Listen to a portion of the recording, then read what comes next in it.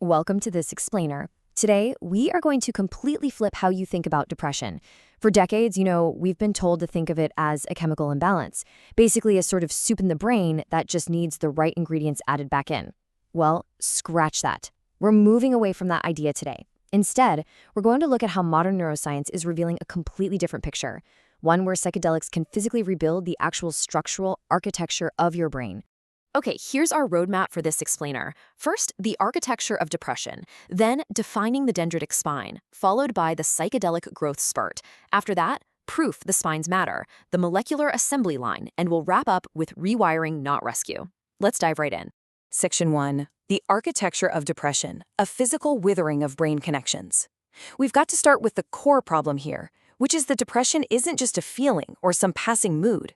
It leaves a very real, very physical mark on the brain, specifically in areas like the prefrontal cortex and hippocampus, which are totally central to our mood, motivation, and self-regulation.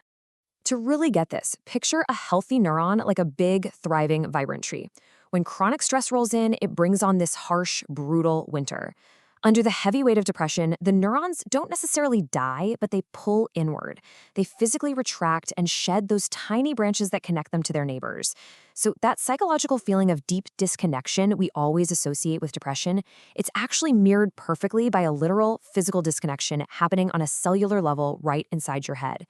Moving to section 2, defining the dendritic spine, or as I like to think of it, the handshake of thought. Let's zoom way, way in to a fraction of a micron to look at the exact tiny structures that are withering away during this winter of depression. So what exactly is a dendritic spine? If we stick with our tree metaphor, these little spines are the leaves. They bristle all along the branches, or dendrites, of a neuron. Almost every single point where one neuron passes an excitatory signal to another happens right here, right on one of these spines. And they are incredibly dynamic, constantly forming, swelling up into stable connections, and sometimes just vanishing. When you learn a new skill or form a memory, you are physically growing and stabilizing these spines somewhere in your cortex. Literally, they are the material record of your connections to the world. Which brings us to section 3, the psychedelic growth spurt, a rapid spring for the brain. Now this is where things get really wild. Conventional treatments, like SSRIs, they can slowly encourage some of these connections to grow back over many, many weeks. But scientists have made this startling discovery. Certain psychedelic drugs act like a rapid spring, coaxing those withered neural trees to sprout new leaves almost immediately.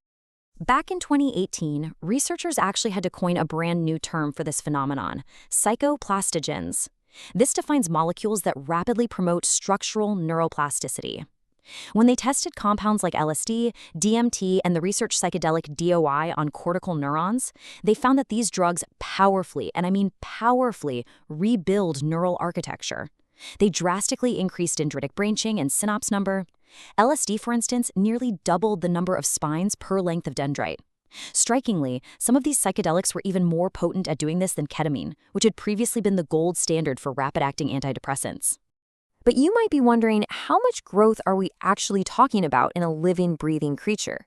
Well, in a landmark 2021 study, researchers used 2-photon microscopy and literally watched this happen in living mouse brains. It's absolutely mind-blowing.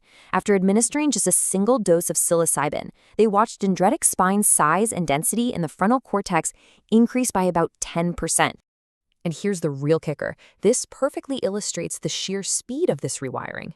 Those new spines, they didn't take weeks to grow. They showed up within just 24 hours. And even more remarkably, that 10% increase stuck around for at least a month. A single dose basically popped open a window of rewiring that completely outlasted the actual drug in the body, giving us this incredible physical clue as to why humans report such long-lasting effects from just a single session.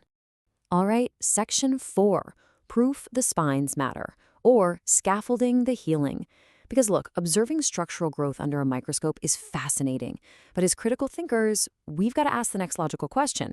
Is this structural neuroplasticity actually what is causing the long-lasting relief from despair? Right?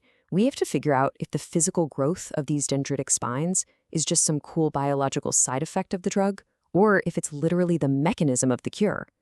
If we grow the connections, does that really mean we cure the depression?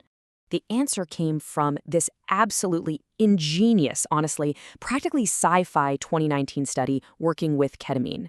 Researchers used a highly advanced light-based technique to selectively erase only the newly formed spines in mice after the drug had already lifted the animal's mood. Think about that for a second. When they erased those specific spines, the animals relapsed immediately. The antidepressant effect just vanished. It definitively proved that while a drug's initial move lift might not rely on the new spines, sustaining that relief absolutely 100% requires these spines to act as a physical scaffold. Grow the connections and the benefit endures. Erase them and the whole thing slips away. Section 5. The molecular assembly line. How a molecule becomes a spine. Okay, so we know the spines grow, and we know they matter. But how exactly does a compound floating around outside a cell build a brand new physical structure? It turns out there's a literal cellular assembly line at work here. The whole process kicks off at step 1, the 5-HT2A receptor.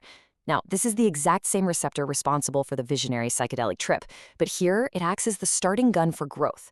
This triggers step 2, the massive release of BDNF, which you can think of as the brain's ultimate growth fertilizer. Finally, that switches on step 3, the mTOR pathway. Think of mTOR as the construction crew that actually synthesizes the proteins to manufacture a brand new spine from scratch. So it goes from the receptor to the growth fertilizer straight to the construction crew. And guys, this isn't just a momentary flash in the pan. A 2021 study showed that this single exposure creates prolonged epigenomic and synaptic changes in the cortex. It literally alters how the brain's genes are read long after the substance has completely left the body. It creates this molecular echo, keeping that crucial window of plasticity propped wide open for weeks. Bringing us to our final part, Section 6, Rewiring, Not Rescue. Honest cautions and the new metaphor. Let's zoom back out from the microscopic level to actual human behavior, because with all this incredible potential for growth, there are serious requirements and honest caveats that we need to responsibly acknowledge. First off, we have to remember we can't just image living spines in a human brain yet, so most of this direct imaging is still in rodent and cell models. Second, and this is absolutely crucial, more plasticity is not automatically a good thing. It just means experience writes deeply. That's why the right clinical safety and environment are so vital, so a vulnerable brain doesn't accidentally hardwire a negative experience. Third, let's be real, these are controlled substances with actual cardiovascular risks. They simply aren't safe for everyone.